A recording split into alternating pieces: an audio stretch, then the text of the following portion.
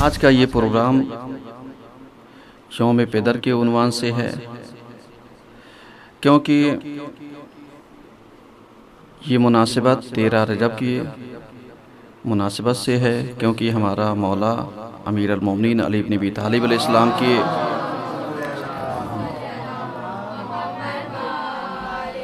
विलादत का दिन है और ये अबुल अइम्मा है। इस वजह से इस दिन का नाम यौम पैदर फादर्स डे दिया गया, ताकि कम से कम हम पूरे 365 में एक दिन जो शियों के लिहाज से है उसको यौम फादर मनाया जाए। जबकि मार्च में बहुत सारे ममालिक हैं, 40 ममालिक से ज़्यादा कि जो फादर्स डे मनाते हैं, लेकिन चूँकि हम इस्लामिक एतबार से मनाना चाहते हैं और मुनासबत के एतबार से, लिहाजा 13 रजब की मुनासबत से मौला कायनात की आमद पर अबुल अइम्मा हैं, हमारे इमामों के बाप हैं, और इस वजह से इस दिन का नाम अगर फादर्स डे रखा जाए तो मुनासिब होगा। बहरहाल आज का दिन हमारे लिए खुशनसीब तरीन दिन है, अच्छा दिन है, क्योंकि कोई एक ऐसा दिन होना चाहिए कि जिस दिन हम अपने वालिद बुजुर्गवार के लिए खुसूसी एहतमाम करें, उनकी इज़्ज़त करें, उनकी तकरीम करें, उनका एहतराम करें, क्योंकि जो कुछ भी हम एहतराम के लिहाज से जानेंगे, पहचानेंगे, जो कुछ हमें इस्लाम ने दिया है, अगर वो हमारे पेश नज़र होगा तो हम अपने वालिदैन की क़द्र व कीमत को बेहतर तरीके से दर्क कर सकते हैं। इसी वजह से ये यानी यौम पैदर का उन्वान दिया गया आज के दिन को, और इसी वजह से फादर्स डे मनाया जा रहा है। तो बहरहाल गुफ्तगू हमारी चलती रहेगी, चूँकि महफिल का भी प्रोग्राम है, और यहाँ पर मौजूद अफराद जितने भी हैं, एक बार फिर कहते हैं कि आप सभी का यहाँ पर खैर मक़दम है, आप सबका इस्तक़बाल करते हैं, और इंशाअल्लाह उम्मीद करते हैं कि परवरदिगार आलम हम सब के वालिदैन को खुसूसी तौर पर आज के दिन की मुनासबत से वालिद बुजुर्गवार का साया हमारे सरों पर बाकी रहे। एक सलवात पढ़िए सब मिल करके।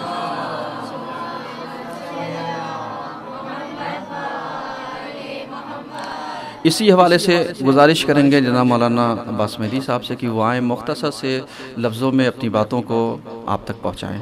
जो आज का मैसेज है, आज का बयान है, आज का उन्वान है, उस हवाले से, ताकि हमें पता चल सके कि हम किस एतबार से अपने वालिदैन की खिदमत कर सकते हैं, उनका एहतराम कर सकते हैं, और इस्लाम ने हमें क्या दर्जा दिया है। एक सलवात पढ़िए उनके इस्तक़बाल के लिए। अस्सलामु अलैकुम व रहमतुल्लाहि व बरकातुहू। माशाअल्लाह ला हौला वला कुव्वता इल्ला बिल्लाहिल अलिय्यिल अज़ीम व सल्लल्लाहु अला मुहम्मदिन व आलिहि तय्यबीन अत्ताहिरीन, अम्मा बाद। फ़क़द क़ालत ज़ैनब सलामुल्लाह अलैहा व मा रअयतु इल्ला जमीला। सल्लल्लाहु अलैहि मुहम्मद व आलि मुहम्मद।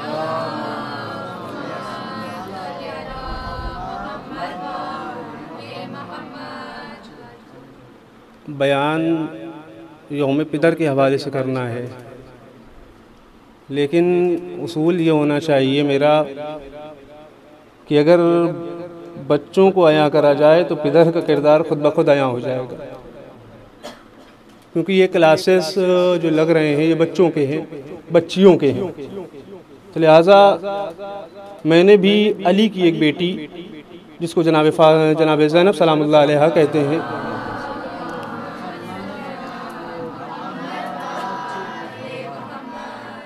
उनके कौल को लिया।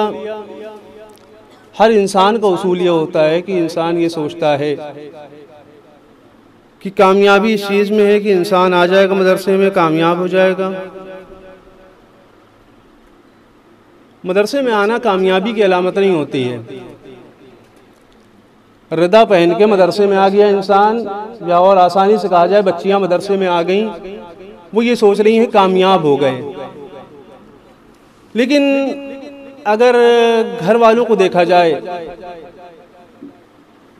घर वाले भेज रहे हैं मदरसे तालीम के लिए, दुरुस्त है,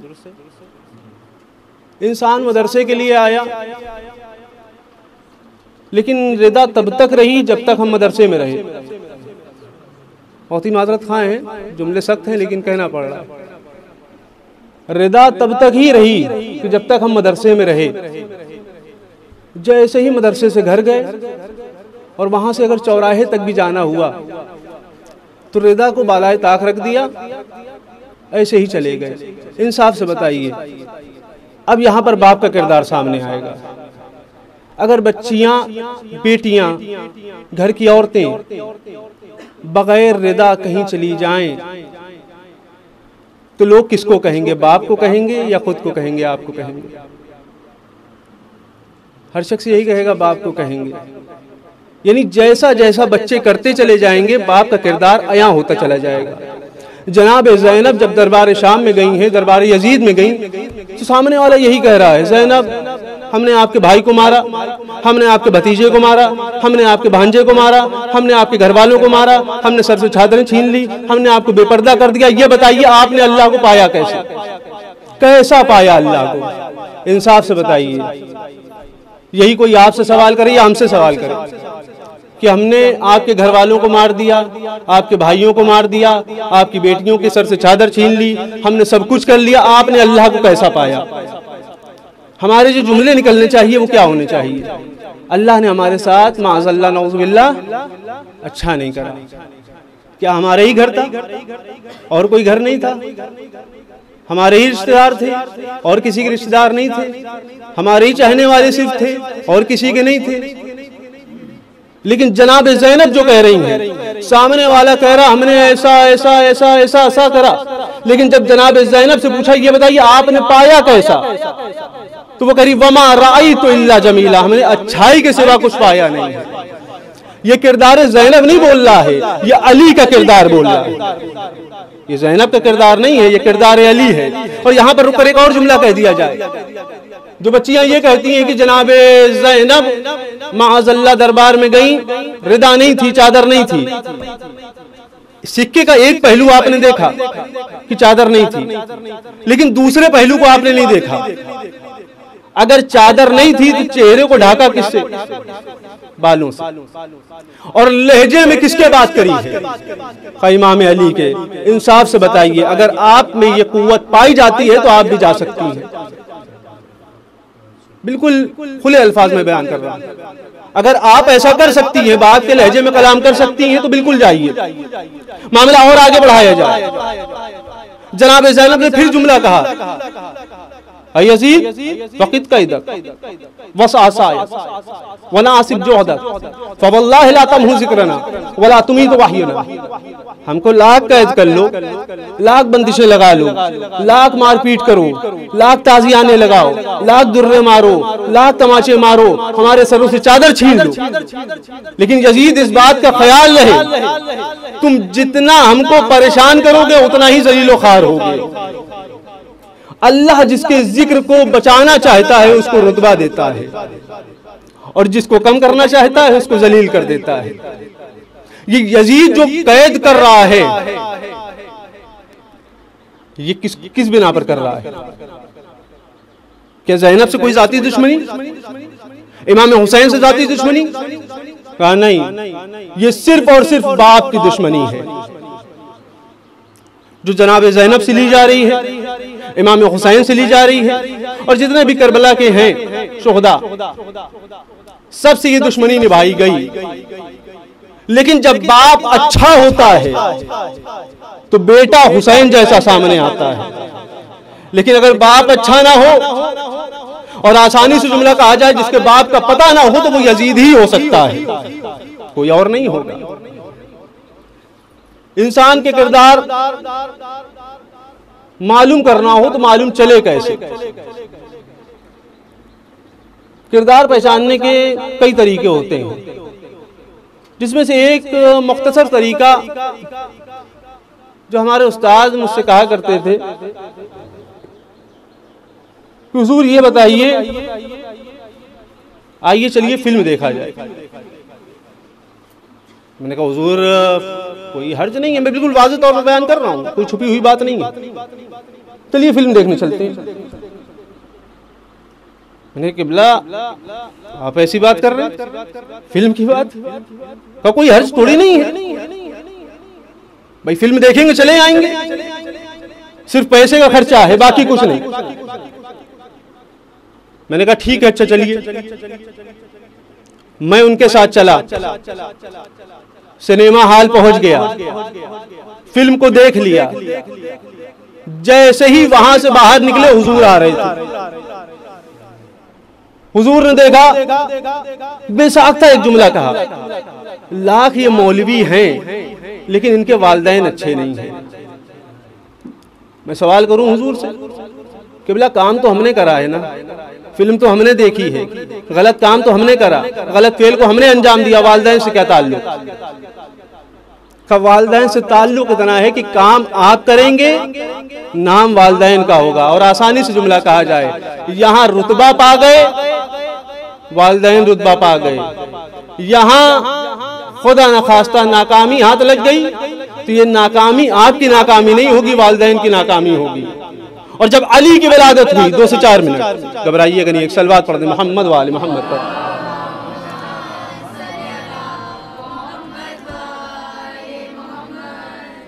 इमाम अली से पहले 3 बेटे और थे, तालिब, अकील, जाफर तैयार। ऐसा क्या माजरा हुआ कि जनाब अबू तालिब की ज़ौजा जनाब फातिमा बिनते असद खाने काबा में गई?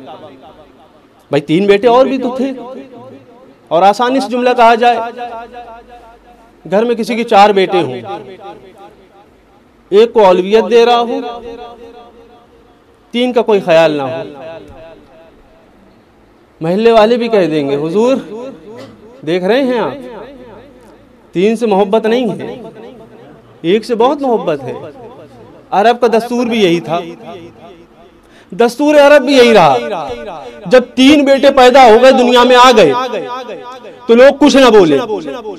लेकिन जैसे ही अली की विलादत का वक्त करीब आया, जनाब फातिमा खाने काबा के करीब गईं। इंसाफ से बताइए, कमरे में आप लोग आई हैं ना, कमरा लॉक था, ताला लगा हुआ था, चाबी किसके हाथ में थी? हुजूर के हाथ में। चाबी लेकर अगर आप घर के अंदर दाखिल हो जाएं, कोई बड़ी बात नहीं है, वाज़ेह है। हुजूर से चाबी लेकर घर के अंदर दाखिल हो जाना बड़ी बात नहीं है। सामने वाला भी कहेगा कोई बड़ी बात नहीं है, यहाँ की शागिर्दा हैं, इनकी शागिर्दा हैं, यहाँ की पढ़ने वाली हैं, यहाँ की तालिबात हैं, लिहाजा इनसे चाबी ले ली, कौन बड़ी बात है? खाने काबा की जो चाबी थी वो अबू तालिब के हाथ में थी। जनाब फातिमा चाहती तो अबू तालिब से कहती चाबी दे दीजिए, मैं भी अंदर चली जाऊं, वक्त विलादत करीब है। लेकिन चाबी ना ली। ये चाबी ना लेना बताता है, यानी ये बताना चाहती है आने वाले जमाने में मुअर्रिखीन ये ना लिख दे कि अबू तालिब के हाथ में चाबी थी इसलिए अंदर चली गई। लिहाजा अलग इंतजाम करा गया। खाने काबा के करीब जैसे ही गई, तारीख लिखती है करीब गई थी, सिर्फ एक फर्द ने देखा था, अब्बास बिन अब्दुल मुत्तलिब ने। जाते हुए एक फर्द ने देखा, लेकिन आते हुए पूरे मक्का ने देखा था। तारीख लिखती है जैसे ही शगाफ हुआ, बहुत ज्यादा रोशनी एक निकली जिससे लोगों की आंखें चकाचौंध हो गईं। लोग समझ नहीं पा रहे थे हो क्या रहा है, आखिर किस बात की ये रोशनी है। तारीख ने लिखा जैसे ही शगाफ हुआ, जनाब फातिमा अंदर गई, और जब वहां से 3 दिन के बाद बाहर आई हैं तो कोई किताब नहीं लिखती है कि अली ने आंख खोली हो। आखिरी लम्हात आपके सामने, अली ने आंख खोली हो। अली आंख खोल ही नहीं सकते जब तक नूरानी पैकर ना हो। एक बाप है, बाप, जब तक एक बाप दूसरे बाप को नहीं देख लेगा, बड़ी आसानी से मैंने जुमला कहा, 2 बाप हैं दुनिया वालों के, एक बाप का नाम है रसूल, दूसरे बाप का नाम है अली। यानी अली आंख इसीलिए नहीं खोल रहे हैं जब तक पहले बाप को ना देख लेंगे हम, तब तक आंख नहीं खोलेंगे। तारीख ने लिखा जैसे ही आंख खोली तो रिसालत को देखा। रिसालत को जैसे ही आंख खोल कर देखा, तारीख बताती है जनाब रसूल खुदा ने अपनी जबान को दहन मुबारक में रख दिया। इंसाफ से बताइए, आज का ज़माना हो, बस 1 से 2 मिनट, 2 से 1 मिनट, आज का ज़माना हो हुजूर, भाई अपनी ज़बान किसी छोटे भाई के दहन में रख दे तो इल्म तो मुंतकिल नहीं होगा। ये तो कन्फर्म है, बिल्कुल वाज़ेह तौर पर कह रहा हूँ। हाँ, चैलेंज है बिल्कुल। इल्म मुंतकिल नहीं हो सकता। मुंतकिल क्यों नहीं होगा? का मुंतकिल इसीलिए नहीं होगा, इंसान तालीम हासिल करता ही नहीं है। डॉक्टर्स के पास जाएं तो डॉक्टर यही कहते हैं, अपनी ज़बान या उसको चूमना नहीं, उसको चूमना बिल्कुल नहीं। का क्यों? का जरासीम चले जाएंगे। यानी ज़बान में इतने जरासीम है इंसान की कि अगर उसके दहन में अपने ज़बान को रख दिया जाए तो वो बच्चा दुनिया से रुखसत हो जाता है। अब पहचानिए रसूल के दहन को, रसूल की ज़बान को, कितनी मोतबर ज़बान होगी, कितनी आला ज़बान होगी कि दहन मुबारक में जैसे ही गई इधर से रिसालत के जौहर इमामत में मुंतकिल हो गई। एक बाप दूसरे बाप की तरफ मुंतकिल कर रहा है। तारीख ने लिखा, सारे अरब का दस्तूर ये होता था कि जब बच्चे पैदा होते थे तो एक पैमाना होता था जहां पर बच्चों को रखा जाता था। रखने के बाद ये देखा जाता था बच्चा हलाल ज़ादा है या कुछ और। तारीख लिखती है कुरैश मक्का आ गए, पादरी आ गए, जितने भी लोग थे सब आ गए। और आने के बाद अबू तालिब कह रहे हैं, अबू तालिब कहाँ लेकर जा रहे हैं अपनी औलाद को, अपने बच्चे को कहाँ लेकर जा रहे हैं? आज तक जितने बच्चे पैदा हुए हैं सबको पैमाने पर रखा गया है, देखा गया है, लिहाजा आप भी ले नहीं जा सकते हैं। तारीख लिखती है जनाब अबू तालिब ने अपने बेटे को सामने वाले को दिया, जाओ ले जाओ, जाओ उस पत्थर पर रखो। जैसे ही पत्थर पर रखा, उसूल ये होता था एक अजदहा आता था, आने के बाद जैसे ही अगर डसने लगे तो बच्चा हाँ गैर हलाली है, अगर न डसे, रवायत के जुमले हैं बिल्कुल मैं पेश कर रहा हूं आपके सामने, तो हलाली है। तारीख लिखती है जैसे ही हजरत अली को रखा गया, अजदहा आया और आने के बाद जैसे ही हजरत अली के पास आकर फन को काढ़ा, अपनी जबान में कहा जाए, फन को उठाया और डसना चाहता था, अभी आंख नहीं खुली थी। तारीख ने लिखा 2 नन्हे नन्हे हाथ बुलंद करे गए। पहचानो बाप होता कैसा है, अगर बचपने के आलम में भी हो तो बाप कैसा होना चाहिए। नन्हे नन्हे हाथों को उठाया, कल्ले के अंदर डाला और डालने के बाद 2 हिस्सों में कर दिया। इंसाफ से बताइए, सामने वाला आया और आने के बाद कह रहा है अबू तालिब आपके बच्चे ने पैमाना तोड़ दिया। अबू तालिब आपके बच्चे ने पैमाना तोड़ दिया, अब हम पहचानेंगे कैसे ये हलाल ज़्यादा है या कुछ और है? ये पैमाना खत्म हो गया। यहाँ पर रुककर सिर्फ एक जुमला खत्म ज़हमत। तारीख ने लिखा रसूल करीब आए और आने के बाद कहते हैं दुनिया वालों परेशान ना हो, चचा अबू तालिब आप इन लोग से कह दीजिए इन्होंने पैमाना तोड़ दिया है, आज के बाद पैमाने का नाम ज़ाते अली है। जो अली की ज़ात पर खरा उतरेगा वही हलाल ज़्यादा होगा, और जो इनसे गुरेज करता हुआ नजर आए वो गैर हलाल ज़्यादा होगा। एक सलवात पढ़ दें मोहम्मद व आले मोहम्मद।